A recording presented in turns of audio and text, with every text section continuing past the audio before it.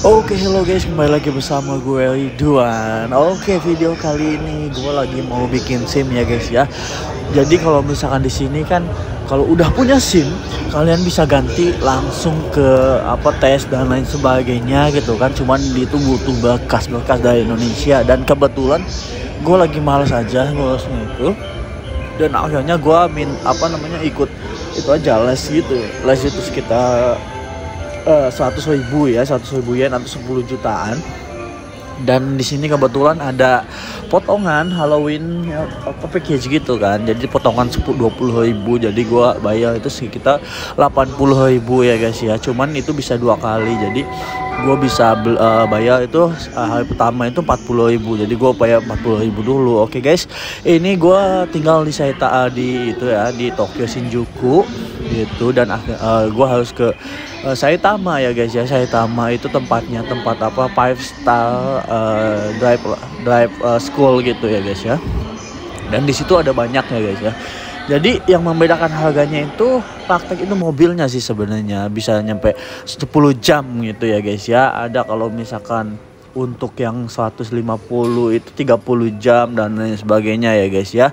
Dan karena gue sering naik mobil gitu kan, sering bawa mobil juga gitu kan, udah lama banget, jadi gue mau 10 jam aja gitu kan. Harganya murah juga lumayan gitu. Dan ini gue udah selesai ya guys ya. Jadi di sana itu cuman tes aja ya guys ya, tes tertulis aja. Oke guys, gue udah nyampe rumah. Tadi gue dari sini si Okubo, kemudian jalan ke Kitagyo ya guys ya. Kemudian kita ke Five Star. Five Star itu adalah tempat driving school. Harganya itu sekitar 100, ada 150, ada sampai 200 tergantung ambil kosnya ya guys ya. Cuman gue ngambil yang kos yang cepat karena gue sering ngedrive juga, atau misalkan sering bawa mobil juga di Indonesia. Jadi nggak terlalu amatir banget gitu kan tentang mobil-mobil kayak gitu ya guys ya. Oke, kemudian di sana itu gue langsung dikasih soal kayak gini ya guys ya. Kita harus ngisi ya guys ya. Jadi kayak lambu-lambu sih sebenarnya ya. Jadi kalau misalkan kalian pernah ke Five Star Driving School ini guys, pasti dikasih kayak gini.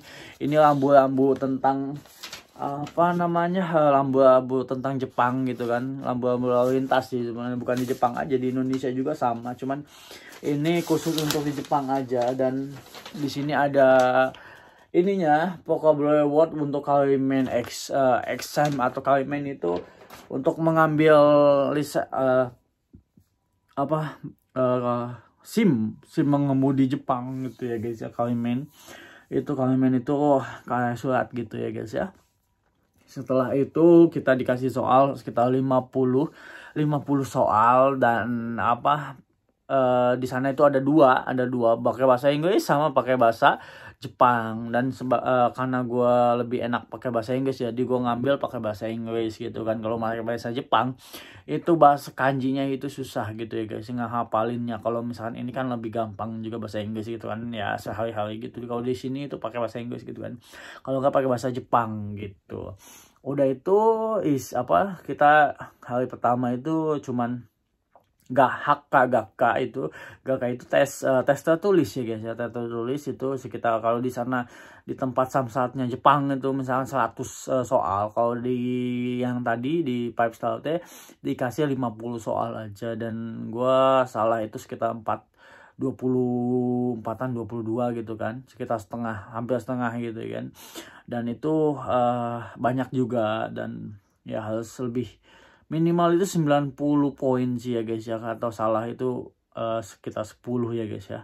Gitu sih guys, 10 atau 5 gitu, yang dari 50 itu 5 yang salah gitu ya guys ya. Harus paham banget gitu sih, supaya ketika tes itu lebih lebih cepat naik lulusnya kayak gitu. Nah, setelah dari itu tadi itu ya itu doang sih, udah itu bayar. Kemudian karena gua ambil yang cuman yang pas banget, yang cepat gitu, karena gue bukan amatir dan emang udah sering nyetir juga di Indonesia, dan gue punya SIM Indonesia juga, ya udah gue ambil yang 10 aja. Udah itu ya itu datang isi apa tentang ini soal-soal kayak gini ya kan, tentang ini lampu lalu lintas Jepang gitu kan, harus ngapain aja di sana dan gimana cara nyetir di Jepang itu dijelasin. Jadi salahnya itu dijelasin kayak gitu ya guys ya. Kemudian selesai sih, udah gitu doang sih hari ini. Dan nanti ada pertemuan lagi kalau misalkan belum nyampe 90% nilai keahlian itu sebaiknya ngulangin lagi kakaknya, difokusin lagi aja sih gitu. Kemudian udah kakaknya selesai atau misalkan tes tertulisnya selesai, kalian bisa langsung tes drive atau latihan gitu, latihan drive gitu kan, kayak misalkan jalan ya di jalan-jalan kayak gitu-gitu doang sih. Kemudian parking juga, kemudian apa lagi ya, satu lagi ya itu masuk gang-gang kayak gitu-gitu sih. Udah dari situ selesai langsung tes ke samsatnya, samsat di Jepang gitu guys. Oke guys, untuk video kali ini thank you very much for watching. Jangan lupa subscribe juga kalau misalkan kalian mau lebih jelas lagi. Nanti itu video untuk pengambilan SIM di Jepang itu nanti gua akan ada part-partnya. Ini part pertama ya guys ya, part keduanya nanti setelah gua kesana lagi, soalnya kakak gua itu cuma ya salahnya banyak sih ya guys ya. Oke, thank you very much by the way, see you di next video, bye bye.